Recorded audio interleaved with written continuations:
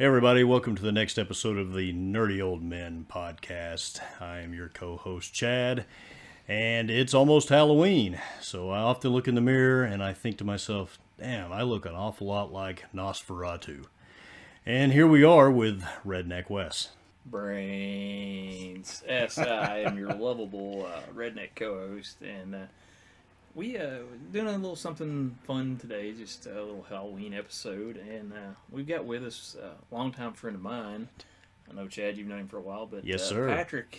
Patrick is with us today, and Patrick, why don't you go ahead and introduce yourself to the greatest fans on the interwebs and all places in between, the fans of the Nerdy Old Men podcast.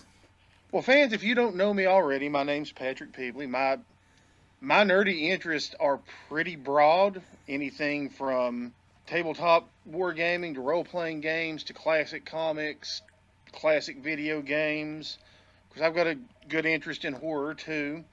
Owned a game store at one point, so... Which we miss. I kind of miss it, too.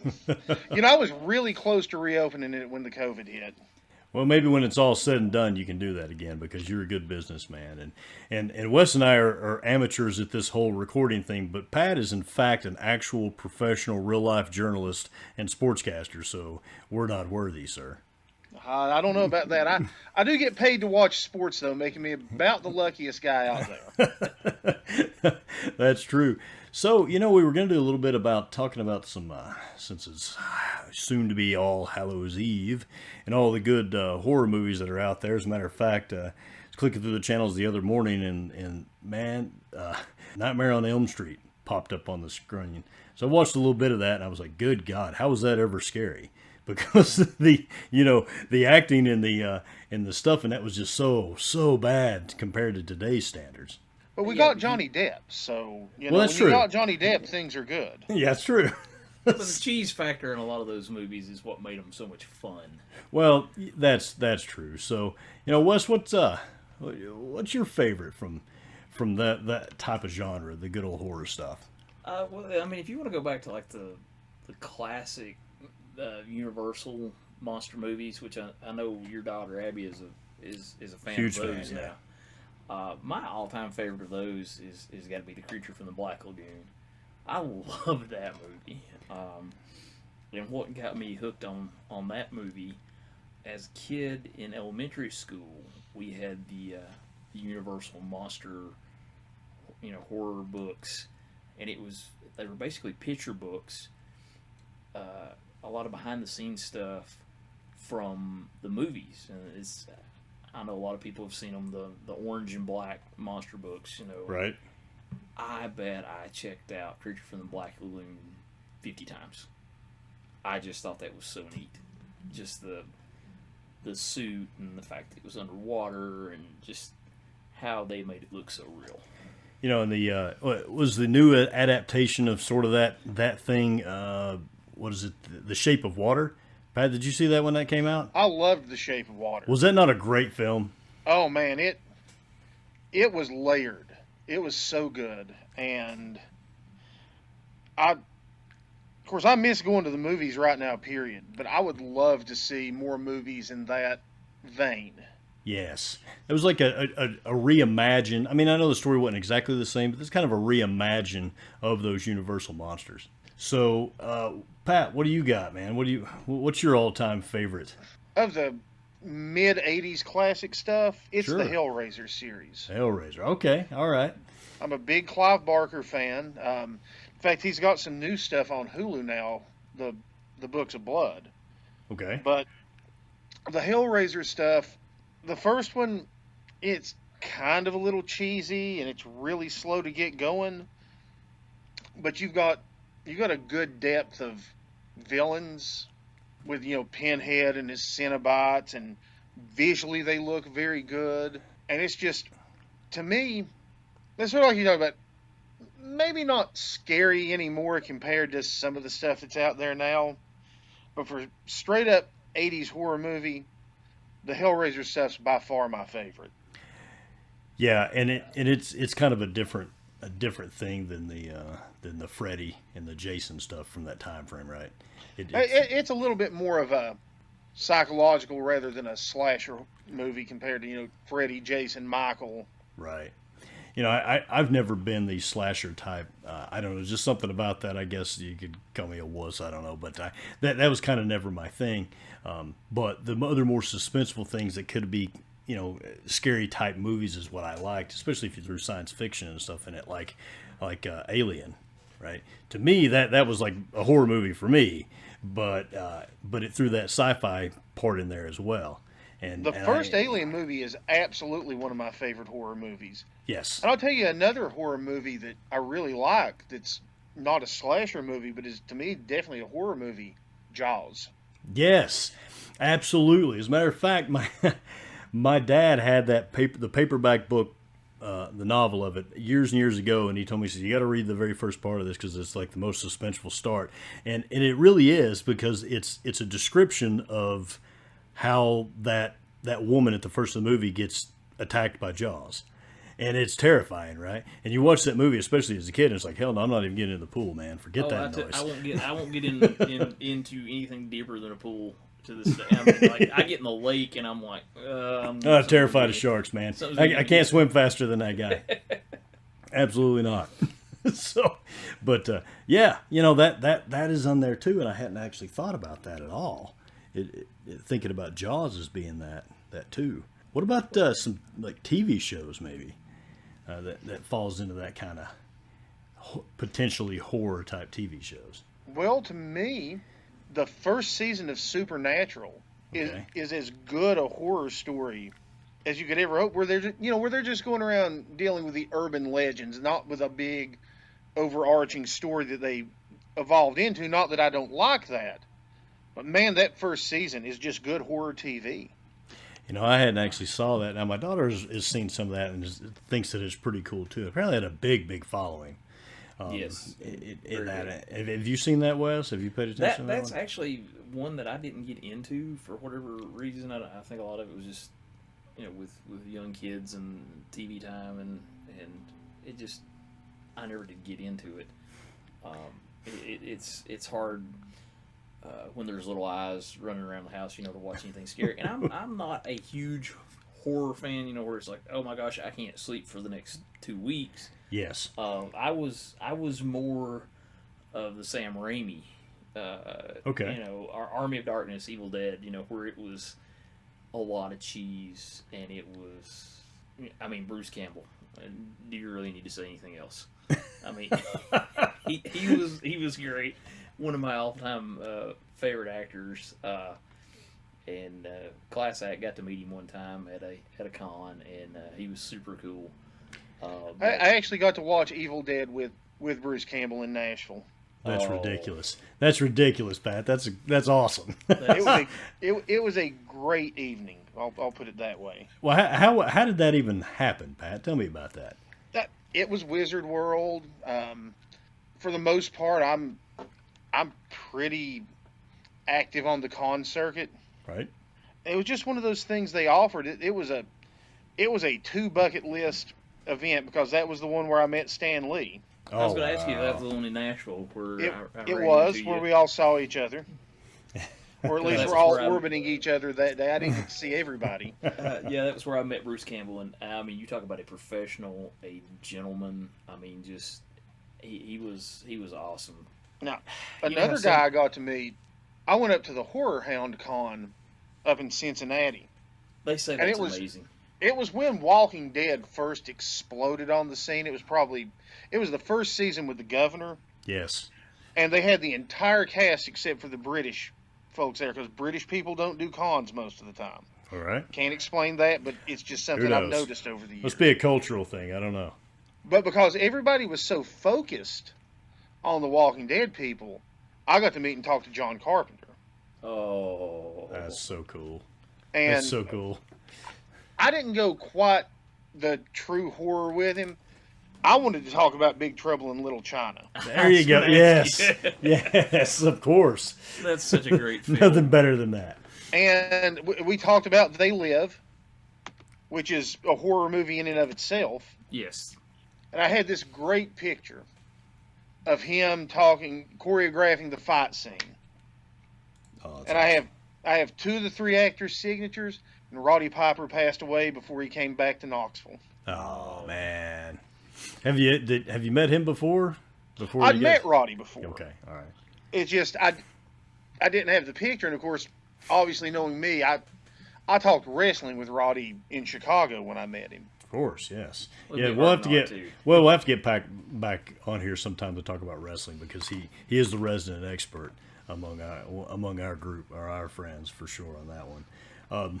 You know, talking about horror like when we were a kid because everybody gets introduced to it somehow, and I guess one of the reasons, admittedly, I'm not a huge fan of it is because when I was young, my parents and I, it was just me at the time with my mom and dad, we lived in Bristol, Tennessee in a small apartment. And when mom and dad were just getting started out, well, they watched The Exorcist one night and I was there. Oh, Well, nope, I'm done. You know, I don't know how old it was. I was little, but I was like, forget this crap. I don't want nothing to do with it. So I guess that's probably why I've kind of ventured away from that quite a bit. So that brings up a good question, Pat. Can you remember what your first introduction to that genre of film or TV was? The Omen. And how did that come about, you seeing that? Sleep over at a friend's house near Halloween, and for people that didn't grow up in Campbell County, this will be a bizarre reference, but we went to a place called Family Video. Yeah, we've talked about Family Video on another episode. we may mention that, yeah. And a lot of the horror stuff was out, but The Omen was there, and that's the one we took. It was between The Omen and just some of the older stuff, and I was at the time I didn't appreciate the black and white horror like I do now. Yes. So Damien was the winner in that one. About how old were you think, on that, Pat? Oh gosh, I was in 6th grade, so Yeah, you were little. yeah, 11ish. Obviously, because, sleepovers are when all of the bad influence really occurs. It really is. Which is great. I think that was where I saw my first Nightmare on Elm Street. Was spending the night over at my buddy Michael's house, and I want to say it was the Dream Warriors, whichever one that was. I can't remember the second. Nightmare on Elm Street 3. Yeah. There you go. That was the with first that one I rockin' saw. dockin' soundtrack. And I just remember I'm like, oh, okay, no, I am not cut out. Michael Myers I can handle because a lot of it's in your head. What's he gonna do? But just the over the top kind of slasher stuff, I was just like, nope, not gonna sleep tonight. And I tell you what, now this is later on, in adulthood, but you remember when the Blair Witch Project came out? Yes. Yes. Oh yes. Now, the marketing for that sucker was amazing. Yes. Because I've got a good story to go with that. Going into that film, I was like, man, there's no way this is real, but damn, I really think this is real. So that kind of got you. You know what I mean, Pat? What do you think? Well, before the marketing started, some folks that I went to UT with, a fellow by the name of Derek Johnson, Yes, Derek. had a friend that worked at Regal Cinema and got a test screener copy of it. Oh, wow. Well, at the time, we're watching this and we're like, oh, God, is this real? Right. And of course, 3 months later, the marketing stuff kind of enforced that it was real. Right. But during that whole And time, then you're like, the oh my actors God. started doing a press tour of it, Oh, yeah. so we knew it wasn't real then. What got me about that whole movie, they build it up to be like, the found footage and everything. Chad, me spending a lot of time in the woods and, knowing how to get my bearings and this, that, and the other. And they're like, we've passed this tree already. And I'm like, you came in this way, the sun was here, and all you gotta do is turn around and go this way, and you'll get back out. You can't Follow the bring running water. Yes. I laughed the whole time because in the people that I was watching the movie with, they're like, how are you laughing? I'm like, because this is stupid. I'm like, they're idiots. They deserve to get got by the booger man or whatever's out here. I was just like, I just think it was really well done, especially for the time. But that marketing really pushed it because I went to see it, and I was like, because I was like, I really don't want this to be real, but dadgummit, I think this might be legitimate, And it was before all this stuff, before History Channel and Ghost Hunters and all of these things that tries to bring some reality into this stuff. Is all time before all that, and this was like, holy crap, this is legit. And then they come out with a second one, and it was garbage. But that tends to happen. They jumped the shark big time with that movie. You were talking earlier about the soundtrack on Nightmare on Elm Street, and does it not remind you? I guess reversely, but the background music is almost the same in Stranger Things. Yes, I mean 80s-tastic. Absolutely, yeah. It's like, oh my god, this is awesome, The music is another character in telling the story. Agreed. Yes. Yeah, I mean, and how they roll character. and how they roll that into Stranger Things, which to me I think is, I guess you could say it's got a bit of horror to it, although it's not like super crazy. It's a D&D show. I guess it could be a D&D show. Everything is a D&D show, some aspect or another. If you've played But before, no, I think Stranger Things would definitely qualify as a horror, supernatural TV show. Another great show, especially in that 80s vein, was the last season of American Horror Story. and I've watched some of that, and that show is really well done. It really is. There's not been a season that I didn't like. There's some I like more than others. I think it's neat how they bring some of these big time stars into that as well. Oh yeah, Which I think is really cool. I mean, they got like Lady Gaga is in the one season of it with the hotel one, and that's just cool because that kind of gives it some more validity, right? Bringing in more. And if you people. have Hulu, there's a show called Castle Rock, which is set in Stephen King's universe, Oh, I've heard a lot of good things and about it touches a lot of his movies without directly touching his movies. And we've talked about TV shows and movies. What about literature, books? Like I read Bram Stoker's Dracula several years ago around this time of the year, and I absolutely loved it. And I was trying to explain that to my daughter. I was like, because she's kind of got into like in some of these, like Bela Lugosi vampire movie, that old style stuff. I'm like, you got to read this thing because you're talking about depth earlier, Pat. There's so much depth to that story, right? I mean, he's the manifestation of sin. And I thought that was scary as hell, that book. I'm the same way with Mary Shelley's Frankenstein as far as that first horror literature That was the first one that I ever read. got into, and obviously it's much different from Dracula. Right. But the whole But it's is still it a man? Is it a monster? Right, but it's still a symbolization on deep rooted inside psyche fears of humans, and this is the monster that is manifested from that, and that's what I think is so creepy. What was neat about Frankenstein though was that you realize the monster is actually Dr. Frankenstein. Right. Yes. It's not so much the creation, but it's the doctor himself is the real monster. And those films that, again, back to the Universal Monsters, but those films that came out of it, and how my daughter got introduced to it by watching it in a film study class in high school, and she was like, "You got to watch this." And there's like the scene in Dracula with Bela Lugosi, and he's trying to compel Van Helsing, and you would think there should be some music to it, but there's not. And the fact that there's not actually adds to the scene, I think. Well, you're right. It's like we said, the music can be a character, but the lack of music can be a character. Yes. And it was United 93 about the terrorist attack and the folks that thwarted it on that plane. It had no musical score whatsoever. And to me, that made that movie even more powerful. Yeah, because you don't get lost in the music. You've got to pay attention to the characters and everything that's going on the screen. And I think that makes the actors have to perform even better. I'm going to bring up some horror stuff that it fits into this genre that I think we can all relate to on some point or another is Ravenloft. Absolutely. I love Ravenloft. I Unless freaking you're love Paladin. Yeah. For those of you that may not know this, and if you don't know this, then I don't know why you're listening to this, but Ravenloft. But we're glad that you are. Yes, we're very glad you are. Ravenloft, to me, it is one of the absolute best campaign settings in Dungeons and Dragons.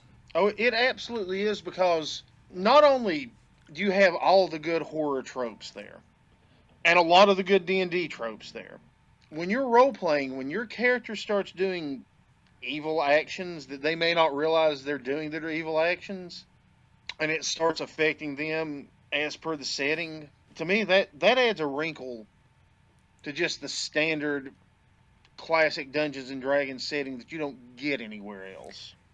Yes, and even the way that they have it set, where characters who may be somewhere else in the Forgotten Realms get sucked into Ravenloft via the fog.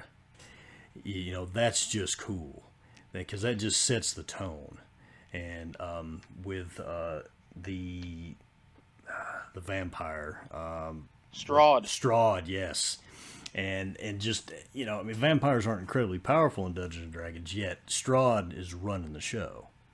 And that's just neat, because you can never trust anybody. I remember playing it one time, and you were scared to death for your character to run into any female NPC, because you know she's a vampire. She's a vampire. She's a freaking any other kind of demon. You know, it's coming. You know, you didn't want to mess with any of that. And you're absolutely right, Pat. That is an amazing setting. The 5th edition module, Curse of Strahd, they did. I'm not going to give any spoilers in case anybody wants to play it, but there's a haunted house part of the module that's as good a haunted house story as you'll ever read / play through.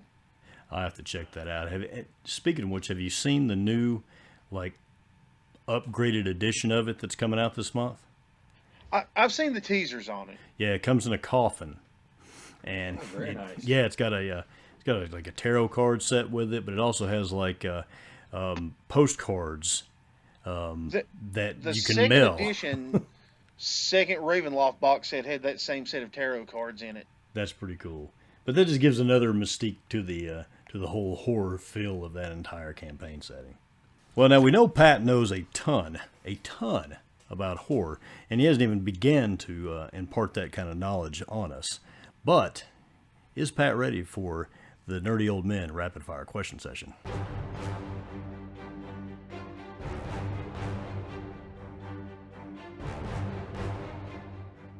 Hit me with it. There we go. Go ahead, Wes. You can begin. Okay, I'm going to go. What is your favorite Halloween movie? You mean the Halloween series itself? No, just in general. Your something you want to watch at Halloween. Yeah, just Halloween. You're sitting down at Halloween. You're going to put in a scary movie. What's your favorite scary movie? I'm going to go a little off script on the scary part. It's a favorite from my childhood, Monster Squad. Oh, that's a good one. Wolfman's got nards. Wolfman's got nards. Yes, sir. It's awesome. Pat, what is think back when you were a kid, the best costume you ever wore at Halloween? Oh, gosh, the best costume I ever wore at Halloween? Of course, I never went with the scary monster for Halloween. Right. Oh, gosh, my favorite one, it was the G.I. Joe one. All right. The old classic one with a plastic mask you couldn't breathe out. Absolutely. Cut your face and almost suffocate you, but by God, I'm getting candy. That's right. Oh, gosh. Okay, Pat, I got to ask, what's your favorite Halloween haunt? You mean like locally?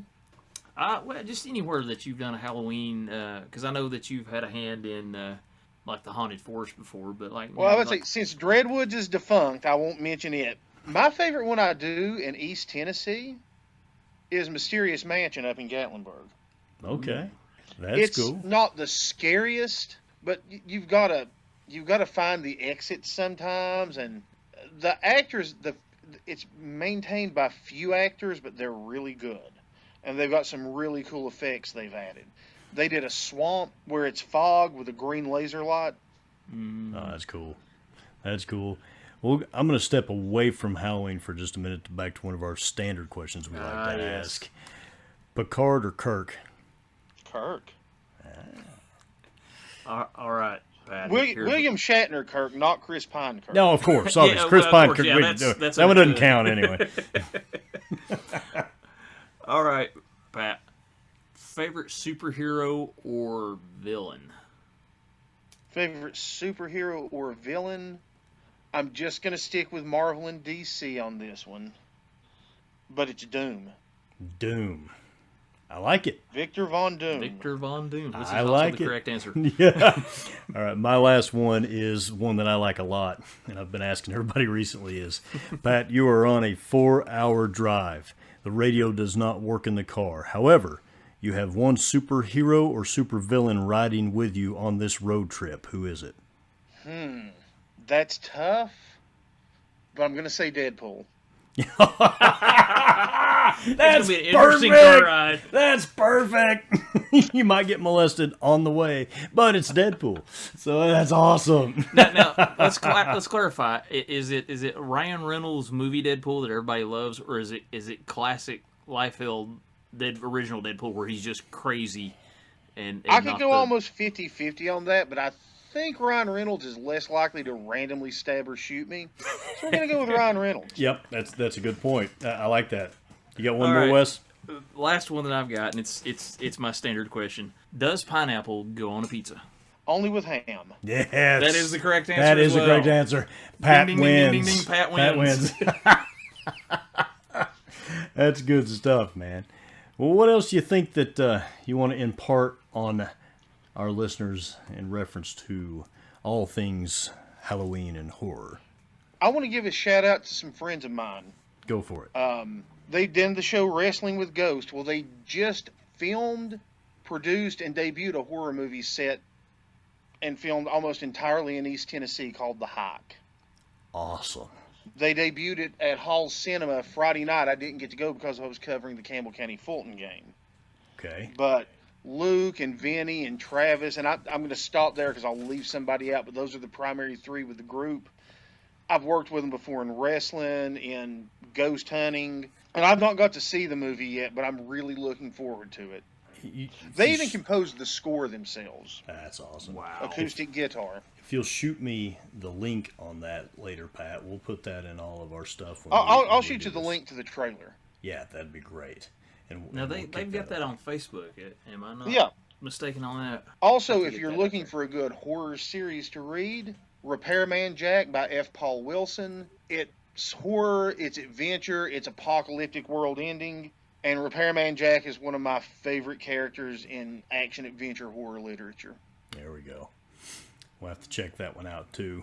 And for people that listen to the show regular, you know that we recently talked to Rich Davis about his new book, Cult of Dracula. And I just read through that just a little bit ago, and that thing is creepy as shit. And it is really, really good. It is a really, really good book, and and I like it. So, Pat, if you haven't checked that one out, man, that's a local guy, and I've it is talked good to stuff. him on Facebook, and as soon as football season's over, I'm going to get with him for an interview. It's great, man. It's good. It's a good book, and it gets your brain all scattered to begin with. It's pretty. I good like when stuff. stuff steals my brainwaves. Yep. Yeah, it's good stuff. I like that, man. I like it. So, yeah, hey, man, that's good little splash of horror and Halloween stuff for here towards the end of October. And Pat, we appreciate you being on here with us and I appreciate y'all having me.